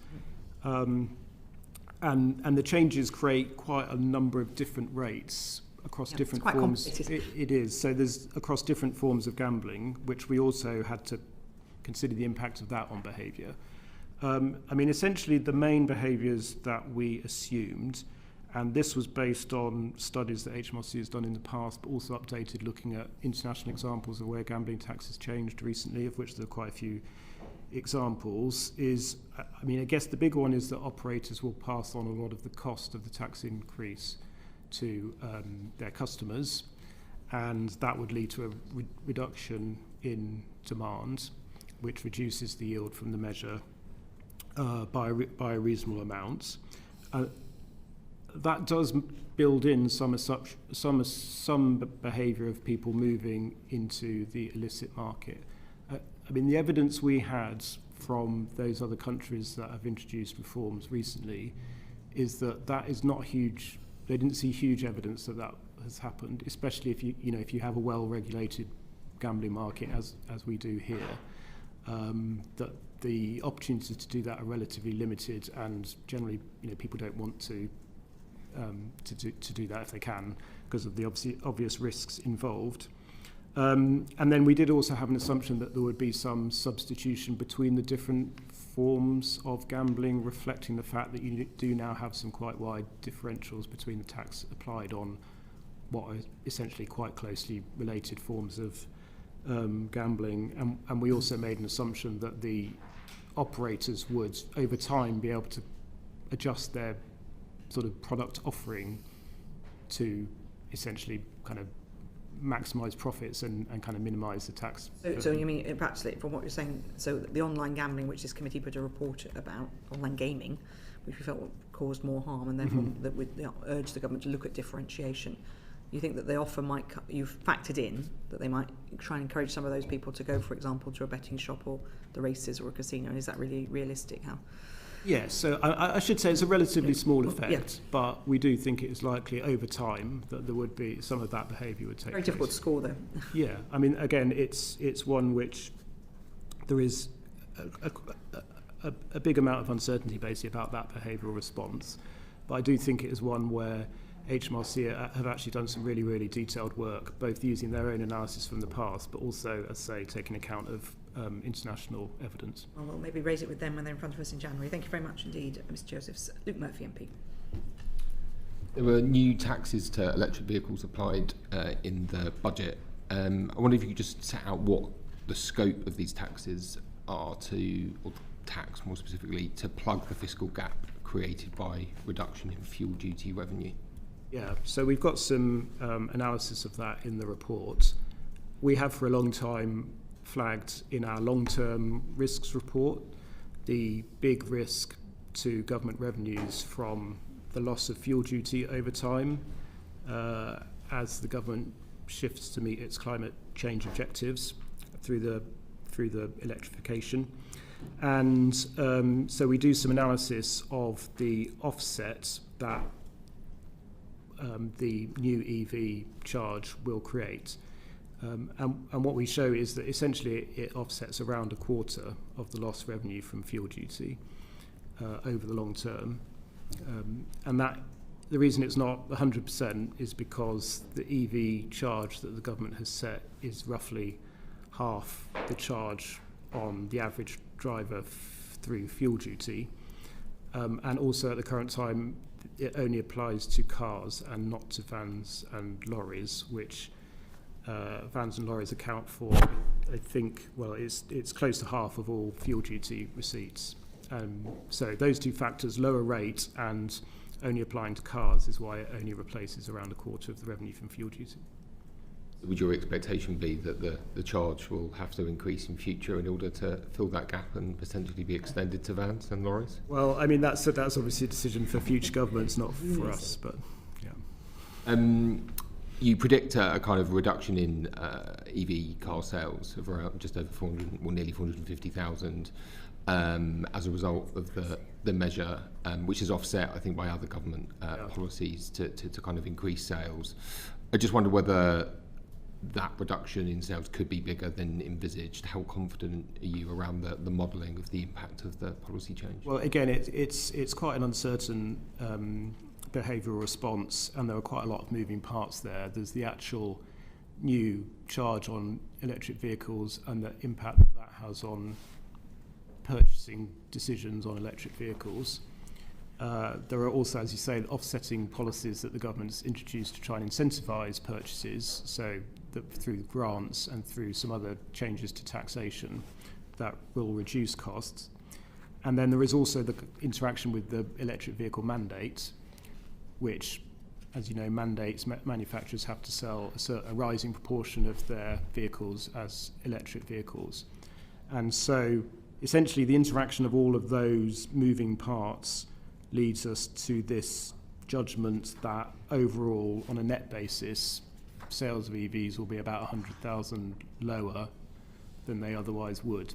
But I definitely would say it's, that is very dependent on assumptions you make, both on the manufacturer's responses and also customers' responses. There's significant risks around the figure. So there's definitely risk around that. On fuel duty, the budget states that from April 2027 the government will uprate fuel duty by RPI. But as we know, fuel duty rates have been frozen for 15 years. How much headroom would the government lose if it did not go ahead with that fuel duty uprating by RPI? Yeah, so I think this is now the 16th consecutive time that those rates have not changed. The cumulative cost of that since 2010 we estimate is about 120 billion. 120 billion cumulative cost since 2010. I think in this forecast, if those rates were not uprated, it would cost about 3.5 billion a year. And say fuel duty weren't uprated, does that have a potential impact on demand of EVs, and do you model that? It would do. I mean, essentially it sort of lowers the cost of petrol and diesel vehicles relative to EVs. Again, the modelling that I was describing earlier on electric vehicles, we have to base on current government policy, so it will have been based on the assumption that those RPI increases happen. So that number on EV forecast could change in the negative if government weren't to freeze RPI. Well, weren't to freeze fuel duty, sorry. Yes, but there is, as I say, there's also the interaction with the mandate. So manufacturers, still have to sell a certain proportion of their vehicles as electric vehicles. So again, there would be a response to that from manufacturers. Yeah. Thank you. Thank you very much, Mr. Murphy. Yuan Yang, MP. Yes, there are several increases on the effective rate of tax from income flowing from wealth in the last budget, and in particular on the effective rate of tax on dividends. And I see that in your behavioural effect, you find that over the 5-year forecast period, as the effect of people changing their behaviour in response to that tax increase goes down to zero.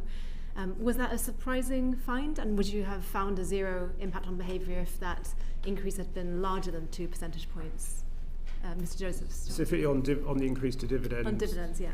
Yeah, I mean, I think that reflects the fact that it was a relatively small increase. It applies just to basic and higher rate taxpayers and not to additional rate taxpayers.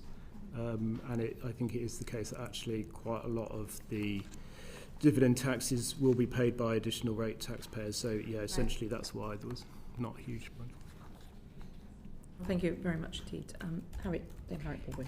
Thank you very much, Chair, and I'm going to try and elicit some yes-no answers out of you, because you've obviously covered a lot of ground so far, and I think there are a few last topics where I'd just like to get a yes-no from you. First of all, the Chancellor has told us repeatedly about the importance of growth. In aggregate, did the measures announced in this week's budget improve growth in the UK? That's a yes-no answer, please. No, but can I just say why? Yes. No, in the sense that we didn't judge that the positive effects outweigh the negative effects. I think it's in some ways not surprising that the answer is no, because if you're going to take the tax take out of GDP higher again, which happens to the highest level certainly since the Second World War, possibly for a much longer period, it's very difficult to raise taxes without affecting incentives to save, to work, to invest, to become an entrepreneur, to stay in the UK. It's very difficult to do that without having some negative effects. We judged that those negative effects, at least over a 5-year horizon, were not large enough to actually give a negative impact of the budget, but neither did any positive effects more than outweigh them. In short, higher taxes mean lower growth, is what I heard. Very difficult to increase the tax take without having effects on incentives. Yeah. Okay, another quick one for trying for a yes/no. In aggregate, did the measures in this week's budget improve productivity in the UK, Mr. Josephs? Well, again, yes, no. Well, I think it's difficult. I think we need to get a little bit maybe more reflective. Again, I think the answer is the same answer that David just gave, which is no, but there is a reason why, which is that we have introduced this new significance threshold, so we only incorporate the impact of policies on productivity if they go above or below our 0.1 threshold, and in this budget there weren't any policies in lots either of small, direction. The smorgasbord meant that it's not a score. So it didn't increase growth, it didn't change productivity of the UK economy. Specifically on NHS productivity, because it's such a big line item in the budget, the spending on the NHS. In previous reports, you've told us that NHS productivity has not yet returned to pre-pandemic levels. Is that still the case? Can I have a yes/no on that? I mean, I'm afraid I don't have an answer to that, because that is not a number we've included in the book this time. I know there have been some recent data releases on that, but I can't give you an answer. I need to chip in that my local hospital, Homerton, has increased productivity by 11.3% year on year. So there are bits of the NHS that are doing very well. Very good. If I may, I've got a couple more. On the Employment Rights Bill, is it my understanding you have not yet incorporated any impact of the Employment Rights Bill in your forecast? Yes. Okay. And then finally, on a point that we were talking about earlier, the net migration mix, we heard that you don't have a lot of information yet on that. You also told us in your report last year at the budget that the measures that the Chancellor put in place then around the non-domiciled regime were highly uncertain. And I think in this year's report you've said that you've no reason to change that. There's been a lot of anecdote obviously out there about rich people fleeing the country, but is there any sort of fact-based information that would change any of your information? So, as you say, we've not changed that assumption because we don't feel there's any hard evidence out there that would lead us to change that assumption. I mean, that assumption is that there is pretty significant outward migration as a result of that policy. But as I say, still no within new, the parameters you estimated. Yeah, no new evidence, and we won't have really hard data on that until early 2027 when we start to see the actual tax receipts. And then final one, if I may, the salary sacrifice measures in terms of pensions were the second biggest item in terms of the tax increases in this budget. Do you think that that will have a long-term impact in terms of your medium-term fiscal forecast and the amount that we save for pensions in this country? Yes. A long-term impact, well, I think you would expect it to have an impact over the long term. I mean, it does reduce the tax benefits of the salary sacrifice route to pension saving, and over the long term, therefore, you may expect lower pension savings than you otherwise would have done. I mean, there are obviously lots of other routes through which people can get the tax benefits of salary of saving into a pension, and we do, and the costing assumes that people will move into other routes. Thank you very much. Luke Murphy, MP.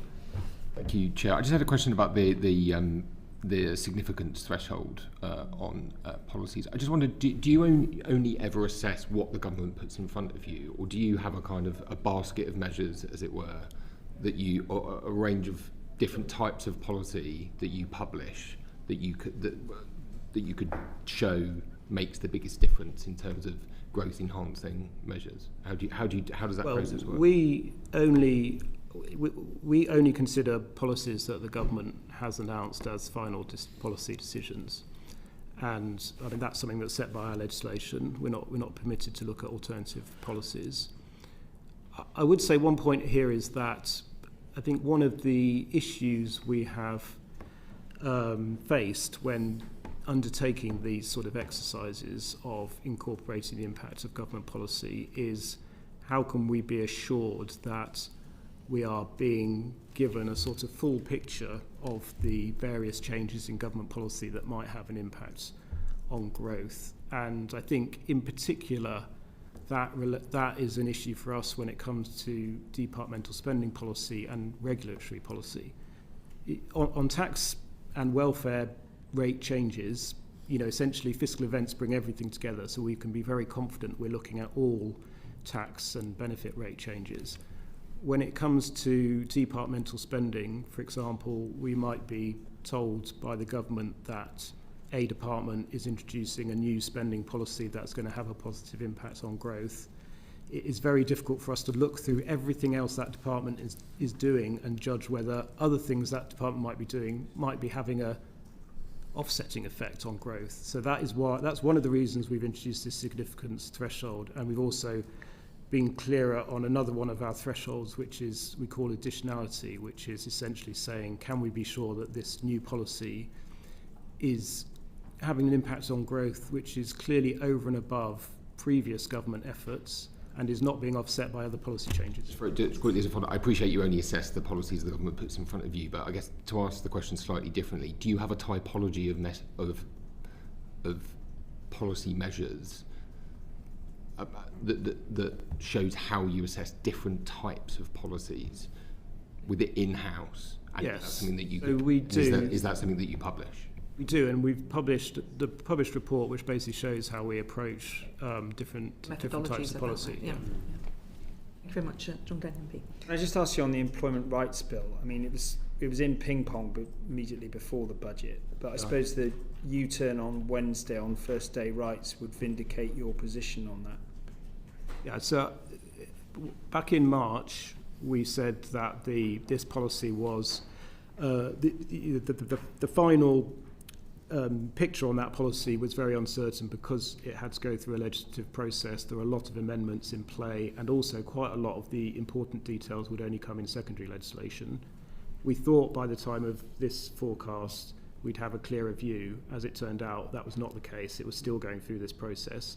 So we judged we were still not able to estimate the impact on growth, and as you say, there have been subsequent big changes. Yeah. I think it's clear. So in legislation, you can only deal with policies of the government, and the same really for legislation has to be finally pinned down. Well, we do score policies where the legislation is still going through Parliament, where it's in most cases is pretty clear what the final outcome is going to be. In this case, that was just not the case. So the number of amendments. A number of amendments, and also the fact that a lot of important details would come from the secondary legislation that followed the primary. There's a message for government, isn't it, about what to put on the face of a bill, and in secondary legislation. If you're in government, you always want it. In secondary legislation, if you're in opposition, you always want it on the face of the bill. But before we finish, I just want to ask a couple of quick questions. One of the we haven't talked much about gilts today, but we've seen the pattern of gilt trading here. But one big question is, why are the UK gilts rates consistently higher than in France, which has, far more debt than even we do? I think part of the reason is that UK gilts obviously are denominated in sterling and French government bonds in euros, and the euro is a clearly more widely held global currency than sterling. There'll be a lot of investors that think some part of their portfolio needs to be in euro-denominated assets. There'll be relatively fewer, at least outside the UK, who would think, yes, we absolutely have to have some sterling-denominated government bonds. I think that's one reason.